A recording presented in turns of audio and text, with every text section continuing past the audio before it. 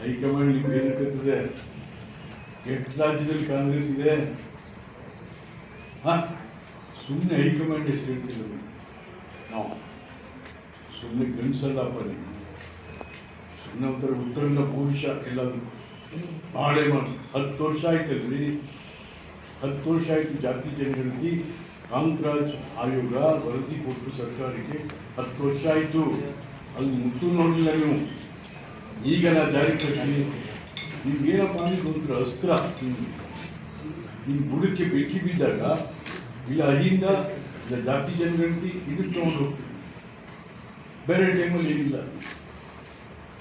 ಹಾಗಾಗಿ ಸುಮ್ಮನೆ ಮಾಡ ಈಗ ದೇವರಾದ ಸಾವನ್ನೂರು ವರದಿಯನ್ನು ಸ್ವೀಕಾರ ಮಾಡದೆ ಹೋಗಿದ್ರು ಅವತ್ತಿನ ದಿವಸಕ್ಕೆ. ಅವತ್ತು ಹೀಗೆ ಆಯಿತು.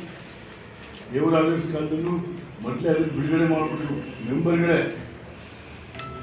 ಮೆಂಬರ್ಗಳೇ KH ಪಾಟೀಲ್ ಚುನಾವಣೆ ಮೇಲೆ ಒಂದು 3-4 ರಿಲೀಸ್ ಮಾಡಿಬಿಟ್ಟು, ಆದರೂ ದೇವರಾಜ ಕೂಗಲಿಲ್ಲ. ಸಾವನ್ನೂರು ವರದಿಯನ್ನು ಬಿಡುಗಡೆ ಮಾಡಿದ್ರು. ಭಾಳ ಜನ ಹುಡುಗರು ಇವತ್ತಿನ ದಿವಸ AC DC ಏನೆಲ್ಲ ಆಗಿದ್ದಾರೆ, ಅದು ಕಾರಣ.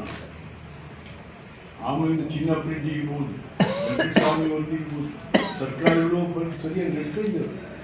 ಆದರೆ ನೀವು ಇದನ್ನು ಸುಮ್ಮನೆ ಬರೀ ನಿಮ್ಮ ಅಸ್ತ್ರ ಇತ್ತು, ಒಂಥರ ನಿಮ್ಮ ರಕ್ಷಣೆಗಾಗಿ ಇಟ್ಕೊಂಡು ಅಲ್ಲಿಂದ ಏನು ಕಡಿದಾಕಿದ್ರೆ ಹಿಂದಾಕಿ, ಏನು ಮಾಡಿದ್ರೆ ಹಿಂದಾಕಿ, ಹಿಂದೆ ಅವ್ರಿಗೆ ಸ್ವಂತ ಜಾತಿಯವ್ರಿಗೆ ಏನು ಮಾಡಿಲ್ಲ.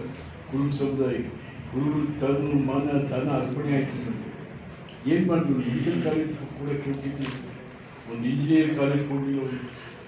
ಯಾವ ರೀತಿ ಯಾರು ಒಬ್ಬರು ಇಟ್ಕೊಂಡಿರೋ ಮಂತ್ರಿ ಕುರುಬ, ಅವ್ನು ಕುರುಬರು ರೆಪ್ರೆಸೆಂಟೇಟಿವ್ ಅವನು.